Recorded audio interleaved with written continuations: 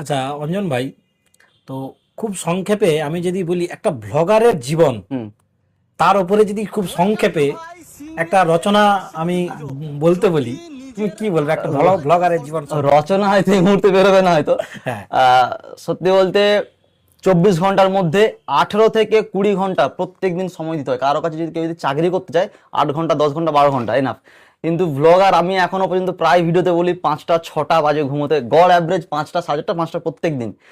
এতটাও সহজ নয়। এক আচ্ছা। সময় আমি ভাবতাম যাদের মিলিয়ন ভিউজ চলে আসে বা যারা লাখ লাখ ফলোয়ার্স নিয়ে বসে আছে, এই তো ভিডিও দিলে ভিউজ চলে আসছে, কিন্তু না, এর পেছনে না অনেকটা না স্ট্রাগল, কষ্ট থাকে। রাতারাতি কিছু হয় না, প্রচুর কষ্ট, মানে এক কথায় সিরিয়াস অনেক কষ্ট। অনেক কষ্ট। অনেক, একটা জিনিসকে স্টেবল দাঁড় করিয়ে রাখা।